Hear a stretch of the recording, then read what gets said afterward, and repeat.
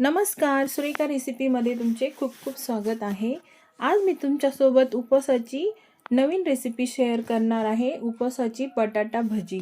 बाहेरून कुरकुरीत, आतून खुसखुशीत ही भजी बनतात। बटाटा वेफर, साबुदाणा वडा, खिचडी याला जबरदस्त पर्याय आणि घरच्या फक्त मोजक्या साहित्यामध्ये ही उपवासाची बटाटी भजी आपल्याला बनवता येतात। रेसिपी नेहमीप्रमाणे खूप साधी आणि सिंपल आहे, तेव्हा व्हिडिओ स्किप न करता शेवटपर्यंत नक्की बघा। चला तर मग आपण रेसिपीला सुरुवात करूया। सर्वात आधी आपल्याला या रेसिपीसाठी इथे मी 4 बटाटे घेतलेले आहे। तुम्हाला किती प्रमाणात करायची त्याप्रमाणे तुम्ही बटाटे कमी जास्त घेऊ शकता। तर आपल्याला चाकूने या बटाट्याचे असे 2 भाग करून घ्यायचे। सर्व बटाटे कट करून झाल्यावरती आपल्याला कुकरच्या डब्यामध्ये हे सर्व बटाटे ठेवायचे आहे आणि आपल्याला हे बटाटे उकडून घ्यायचे आहे। तुम्ही म्हणाल बटाटेच उकडून घ्यायचे आहे, यात दाखवायची काय गरज आहे? पण या रेसिपीसाठी योग्य प्रमाणात बटाटे उकडून घेणे हे खूप महत्त्वाचे आहे, कारण बटाट्यामध्ये पाण्याचा अंश असतो, त्यामुळे जास्त पाणी टाकायचे नाही, थोडेच पाणी टाकायचे आहे।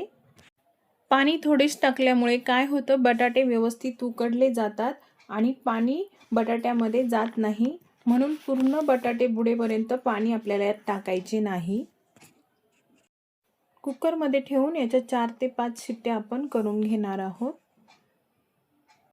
बटाटे शिजेपर्यंत आपण पुढची तयारी करून घेणार आहोत। 1 वाटी आपल्याला साबुदाणा घ्यायचा आहे। हा साबुदाणा स्वच्छ मी निवडून घेतलेला आहे। तुम्हाला साबुदाणा वापरायचा नसेल तर तुम्ही राजगिरा पीठ किंवा शिंगाडा पीठ या रेसिपीसाठी घेऊ शकता, पण साबुदाणा सर्वांकडेच उपलब्ध असतो, त्यासाठी मी साबुदाणा इथं वापरलेला आहे। आता गॅसवरती कढाई ठेवायची आणि आपल्याला हा साबुदाणा मस्त 5 मिनिटं असा लो फ्लेमवरती भाजून घ्यायचा आहे, याचा कच्चेपणा जाईपर्यंत। मस्त कुरकुरीत होईपर्यंत मी हा भाजून घेतलेला आहे। याचा रंग आहे तसाच आहे, आपल्याला कलर याचा चेंज होऊ द्यायचा नाहीये। आता हा आपण थंड करून घेणार आहोत। इकडे आपले बटाटे पण मस्त थंड झालेले आहे आणि मस्त उकडलेले आहे, तुम्ही बघू शकता। असे बटाट्याचे 2 काप करून बटाटे उकडून घेतले की पटकन उकडतात पण, आणि साल सुद्धा याची खूप पटकन काढता येते, तुम्ही बघू शकता। साल काढून झाल्यावरती आपल्याला हे सर्व बटाटे असे मॅशरने मॅश करून घ्यायचे आहे। तुम्हाला हवं तर तुम्ही हे बटाटे किसून पण घेऊ शकता, फक्त आपल्याला याच्यामध्ये अजिबात गाठी राहू द्यायच्या नाही, एकदम मऊ असं मॅश करून घ्यायचं आहे। तर हे बघा, बटाटे मस्त आपले मॅश करून झालेले आहे।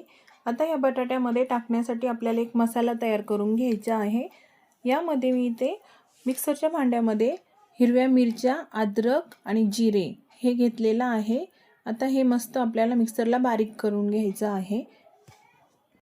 तुम्ही यामध्ये तुमच्या आवडीचे आणखीन पण मसाले टाकू शकता, आणि जे मसाले तुम्हाला उपवासाला चालत नाही ते तुम्ही इथे स्किप पण करू शकता। तर हे बघा, इथे मी असं याचं वाटण करून घेतलेलं आहे। बारीक केलेला सर्व मसाला आपल्याला या बटाट्यामध्ये टाकायचा आहे। रेसिपी खूपच सिंपल आहे आणि नवीन आहे, तेव्हा तुम्हाला नक्कीच आवडेल बघायला पण आणि बनवून खायला पण। इतकी छान ही रेसिपी बनते। सर्व मसाला यामध्ये टाकल्यावरती आता आपल्याला यामध्ये चवीनुसार मीठ टाकायचं आहे आणि सर्व हे मसाला मीठ यामध्ये चांगलं मिक्स करून घ्यायचं आहे। प्रत्येक वेळी आपण साबुदाणा वडा करून खातो, पण एक वेळेस हा तळणीचा पदार्थ एकदा नक्की बनवा, तुम्हाला नक्कीच आवडणार, खात्रीने सांगते। खूपच टेस्टी लागला मी जेव्हा हा पदार्थ बनवला तेव्हा। हे मिक्स करून झालेलं आहे, आता आपण हे साईडला ठेवूया। आता पुन्हा मी मिक्सरचं भांडं घेतलेलं आहे, यामध्ये आपण भाजलेला साबुदाणा सर्व टाकून घ्यायचा आहे। एक गोष्ट लक्षात ठेवा की पूर्ण साबुदाणा थंड झाल्यावरतीच याचं आपल्याला मिक्सरला बारीक असं पीठ करून घ्यायचं आहे। जितकं बारीक दळता येईल तितका हा बारीक आपल्याला दळून घ्यायचा आहे। हे बघा, इथे मी बारीक असं दळून घेतलेलं आहे। हे पीठ आपल्याला चाळणीने मस्त चाळून घ्यायचं आहे, कारण कधी कधी पूर्ण साबुदाणा बारीक होत नाही, थोडेफार त्याचे कण राहतात, म्हणून आपल्याला चाळणीने हे पीठ मस्त चाळून घ्यायचं आहे। ही रेसिपी तुम्ही यापूर्वी कधी बनवलेली आहे का हे मला कमेंटमध्ये नक्की सांगा फ्रेंड्स। तर हे बघा इथे साबुदाणा आपला चाळून झालेला आहे, थोडंसं असं निघालेलं आहे। हे तुम्ही पुन्हा दळून यामध्ये टाकू शकता किंवा साईडला ठेवून देऊ शकता। मॅश केलेल्या बटाट्यामध्ये मी इथे चिली फ्लेक्स टाकणार आहे थोडं, याने मस्त टेस्ट येते। हे टाकणं ऑप्शनल आहे, तुम्हाला आवडत असेल तर टाका, नाही टाकलं तरी चालेल। हे पण आपल्याला मस्त यामध्ये मिक्स करून घ्यायचं आहे। आता यामध्ये आपण जे साबुदाणा पीठ करून घेतलेलं आहे ते थोडं थोडं यामध्ये टाकायचे आहे आणि पाणी न टाकता आपल्याला हे पिठासारखं मस्त मळून घ्यायचं आहे। जास्त घट्टही नाही आणि जास्त पातळही नाही, जसं आपण चपातीसाठी पीठ मळतो त्याप्रमाणे आपल्याला हे मळून घ्यायचं आहे।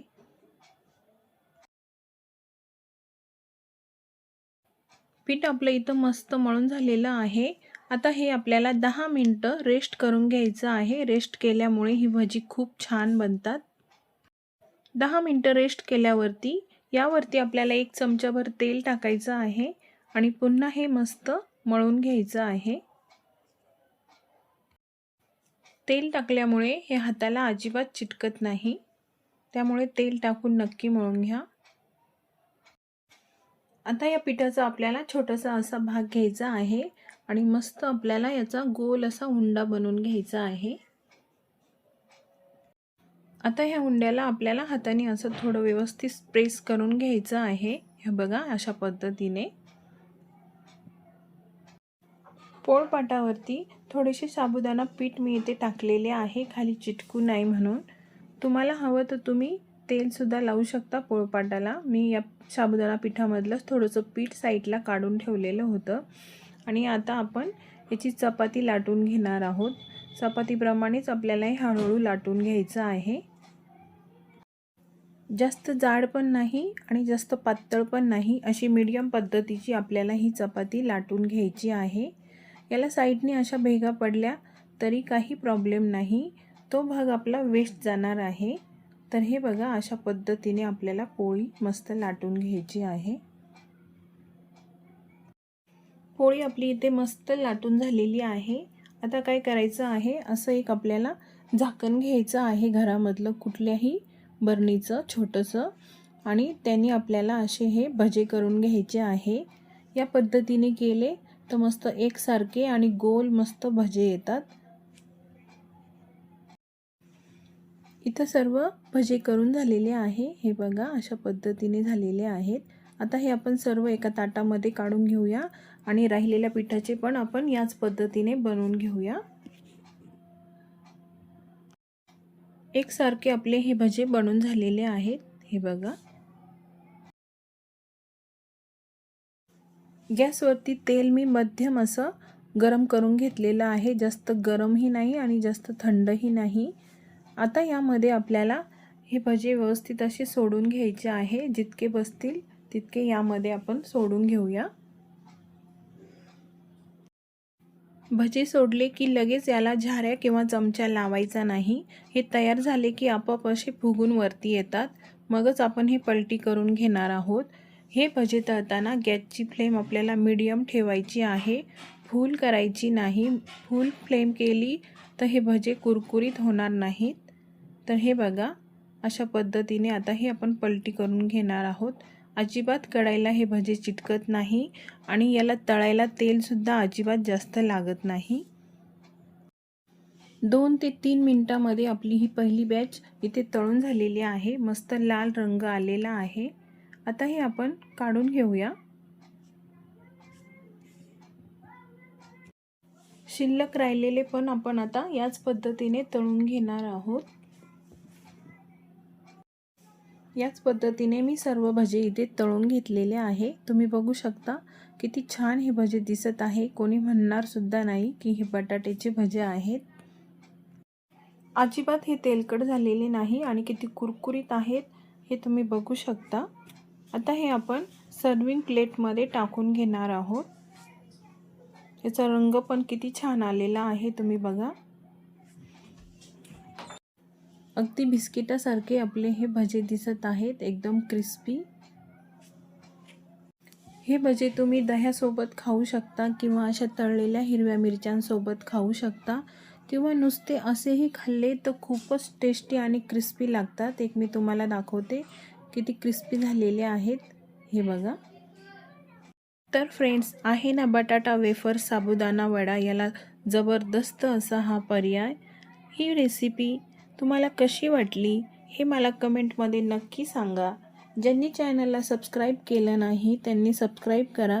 रेसिपी आवडली तर लाईक करा, शेअर करा आणि ही रेसिपी एकदा नक्की ट्राय करा. पुन्हा भेटू पुढच्या रेसिपीमध्ये. तोपर्यंत मस्त खा आणि मस्त रहा.